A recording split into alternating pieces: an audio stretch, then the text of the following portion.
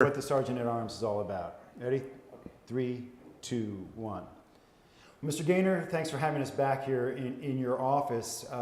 You are the Sergeant at Arms for the U.S. Senate, and I just want to quickly go to your view here. You walk into your office, and I think the first thing anyone must notice is this unbelievable vista that you have out your window. It is stunning. It's hard not to be excited about coming to work. And one presidential story, President Obama was using the office as a hold between a meeting with the House and the Senate, and walked into the office and he said, "Gaynor, you got a better office than I had."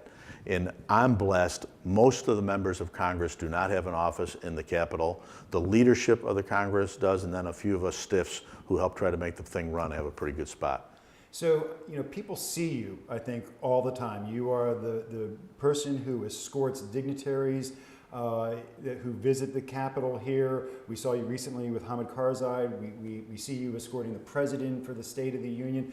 But beyond that, what is the role of the Sergeant at Arms? Well, it's huge. I have about 1,000 employees, just over a $200 million budget.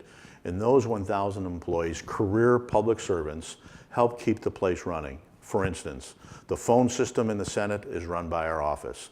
The IT system here in the 454 offices around the United States, our office. The television studio, the PAGE program in conjunction with the Secretary of the Senate, printing, the barber shop, the beauty shop, ID cards, parking. So in some respects, you're like a city administrator, as well as being on the police board. This year I happen to be the chairman of the police board, so you oversee the police chief and try to give them some policy directions, but all the other things about whether, like I said, mail, phones, TV, IT equipment.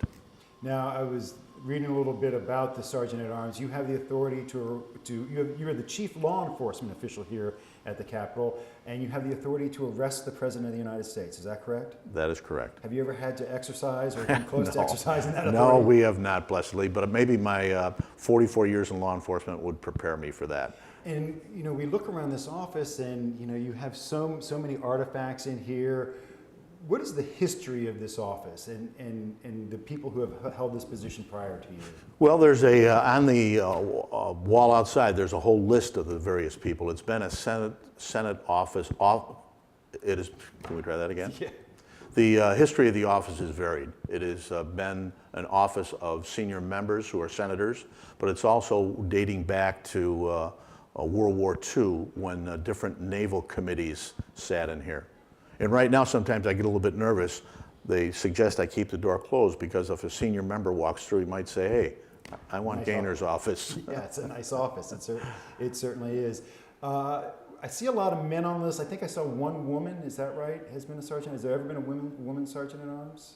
There has been. There has been. Miss Pope was a And female. how long does a sergeant at arms usually serve? Is there a limited term? No, or is it the way it works is the majority leader of the Senate nominates the person, and then the full Senate votes on it. So blessedly, the Senate just approved me for my third second-year term. But like any senior official, whether it's in a city or state government, the head could call up and say, "Terry, we got a different way we want to go. Pack your bags." We all know how that goes. I did mention that part of your job is as an escort. Mm-hmm. Tell us some of the people you've escorted into the halls of Congress. Well, the President of the United States clearly is one, but even just a few days ago, President Karzai of Afghanistan, the Prime Minister of England. I don't think there's been a head of state who's been in the United States who hasn't come up here, which is a pretty exciting part of it from a multitude of reasons, that you see them and interact with them on a different basis. And one of the things I found, interestingly enough, I'm a Chicagoan by birth and spent some 20 years on the Chicago Police Department. That's actually been a pretty common bond. It seems like many heads of state either spend time in Chicago from a business career or their diplomatic career, and we ended up talking about Chicago. The next biggest thing seems to be they'll ask questions about the Capitol. And now, with the 4 years as chief and the 6 years in this job, you hope you're getting a real good sense of everything. But inevitably, I call it stump the chump.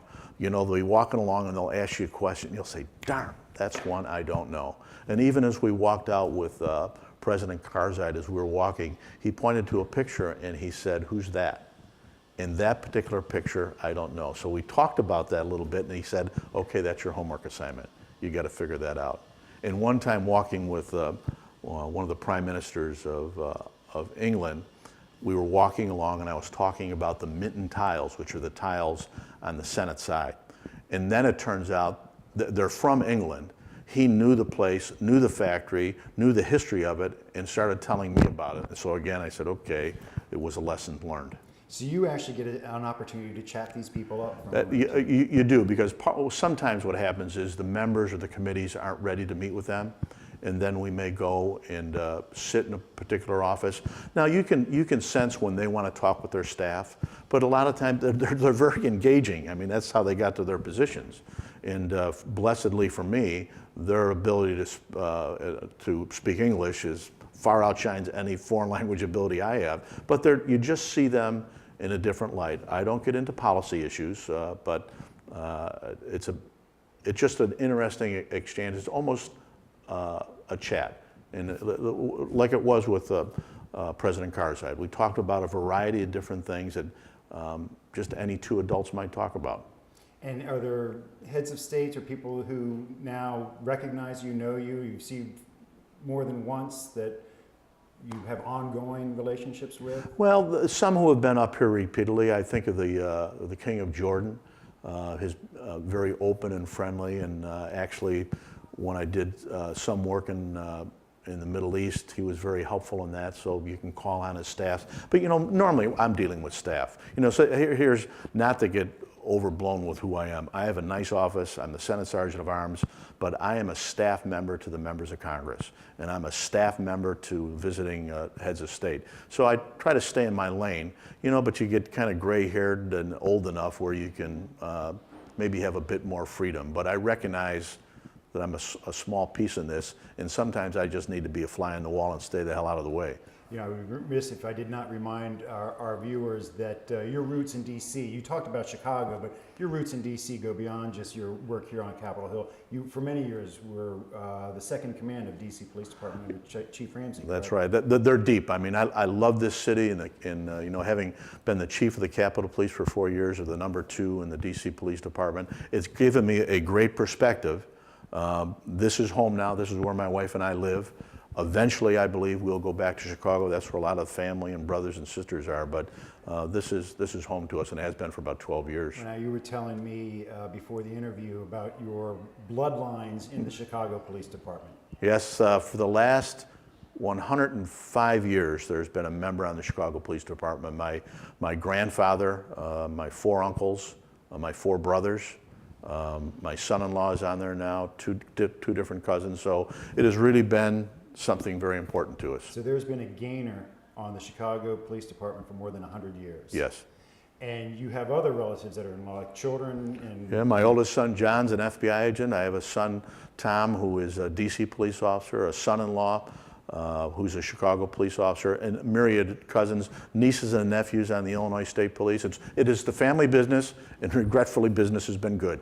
And why do you think, we hear so much about firefighters and law enforcement being kind of a legacy career. Why do you think that is? I think several reasons. Maybe because it is family, and I mean the bigger family, not just the bloodline family, but that's the way those organizations run, the family of police and firefighters and military.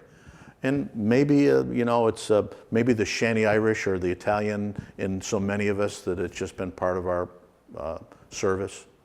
DC just really celebrated the lowest homicide rate in, I believe you have to go back to the 60s to find a homicide rate as low. And I think we're seeing that trend across the country.